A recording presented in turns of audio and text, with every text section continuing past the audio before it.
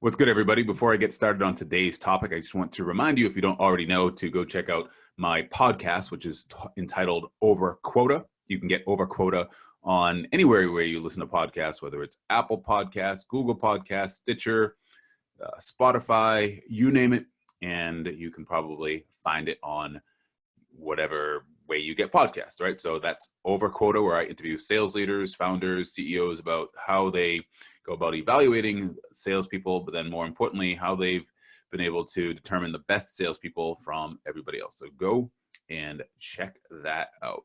All right, so today I want to talk about good sales resumes versus bad sales resumes. I'm going to share my screen and show you what the difference is in a minute. But before I do, I want to preface it by saying that I don't really care about the aesthetics. Frankly, I don't care if you go and get your resume professionally written and it looks beautiful and all that doesn't matter to me. I don't really think it matters to my clients necessarily as well. And I've never really been a big resume guy to begin with, in terms of, I don't lament over how long it is, or there's a bullet point versus italics versus bold and all that other stuff. Doesn't matter. The only thing that really matters is that when I look at a resume, that it has several different elements, right? It's relevant, number one.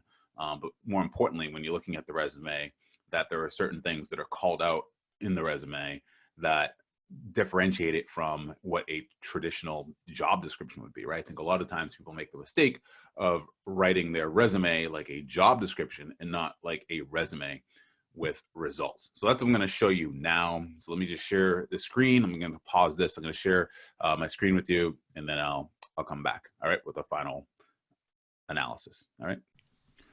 Okay, so here is an example of a resume that doesn't do what a resume should do, right? So I'm giving you the bad example first, okay? And if it's, by the way, if you're the owner of this resume, don't take it personally. If your resume frankly even looks like this, don't take it personally. Again, I rely oftentimes on the relationships that I have with my clients, because I'm doing a thorough job of screening each candidate that I talk to.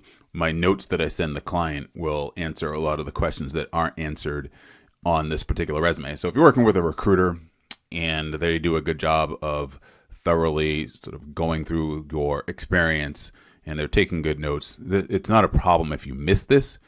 But if you're submitting your resume amongst a sea of resumes online somehow, and it ends up in an internal recruiter's hands, or perhaps even a hiring manager who's just really busy, they're only going to give you a couple of seconds. And if you don't do certain things that call out and attract the right person, then you're really going to miss the boat. So this is what I mean when I say that a resume looks and sounds like a job description, not necessarily like a resume should look, right? So look at these bullet points. All it's really doing is just describing what an account executive does. So it says consult with C-level executives within IT compliance, legal, and marketing to offer SaaS-based solutions for electronic communications, such as email, mobile, and the like, right? Targeted mid-market and enterprise accounts with highly regulated industries, such as financial services, healthcare, etc. Generated new business through cold calling network. So as you can see, I won't read every single bullet point, but you can see that there's nothing here that shows how they've achieved it or what they've achieved, right? It's a given, just the fact that this person is an account executive, that they've done all these things, right? Or at least, that's how the job description would literally be written. Like, you'd need to contact C-level executives. You'd need to make cold calls. You'd need to go on face-to-face meetings and using WebEx, right? And those types of things. Here you see at the bottom, it has the bullet points that are fantastic, right? President's Club, Employee Recognition Award, top sales rep. What I'd want to know here is, out of how many sales reps? Even right here, it says one of the top sales reps. Is it among 3 sales reps? Is it among 30? Is it among 300? And if it is, which number are you? Are you number 3? Are you number 30?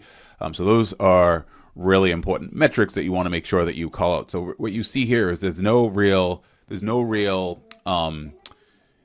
numbers or quantifiable metrics that break down for you, whether or not this person was extremely successful or not. So let me just pause this and I'll show you the other resume. Matter of fact, I won't pause it. I'll just go right into it if I can. Let's see. All right, yeah. So if you look at this resume here, I'll scroll back up to the top here. You can see without me even reading some of the things, just as you look, you see a lot of numbers, right? This person, by the way, is a friend of mine, and I did not redact any of the company name or anything because I told him that I was going to be doing this. Nevertheless, he's been with the same organization since 2008, and you can see that his track record, and the other person may have had the same kind of track record. They just didn't do a very good job of highlighting it. So you see here, he starts off by making it basically look like and sound like a job description, right? Responsible for cultivating, closing, and sustaining business globally, cloud-based compensation and salary planning system. But then down here, he goes into, and I would flip this, by the way. I would put this up top, all these numbers up top, but it's fine because he does a really good job overall. So it says over 100% to Quota. Q1 ranked 3rd out of 14 in 2020. See how explicit that is and how specific that is? That's what I would want to see, and what I would advise people to do as they're writing their resumes, right? Let's see, here's another one. Closed 1.2 million. Yearly quota was 1 million, right? And specialized in manufacturing industry globally, 2018. Here's another one down here. It says ranked 3 out of 14 account executives in 2014, West Coast territory. Ranked number 1 out of 19 in 2013, achieved 110% of goal, right? And you can see as we go down this resume, it's just more of the same. Really good job of quantifying the numbers. Here's another one, achieved 162% of annual new upsell business, revenue quota, and then the average deal size right there, which is always nice, $145,000. Okay, so you can see all throughout his experience and all throughout his resume, you can see these quantifiable numbers that he called out.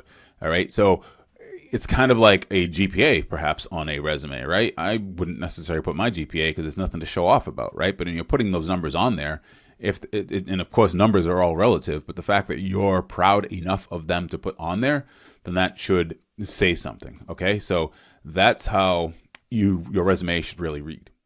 All right, so hopefully that gives you a sense of how to structure your resume. Again, I don't care about the aesthetics and how it looks and all the other stuff. The only thing I care about, and that I know my clients and the ultimate decision makers care about, is what sort of results did you achieve. So don't write it like a job description, write it like you want another job, right? And in order to get the other job and to get the attention of the hiring managers in the short period of time that you have with them, call out the achievements that you've had. We want to see quantifiable metrics and evidence of success. All right, that's it. Thank you, everybody. Web application.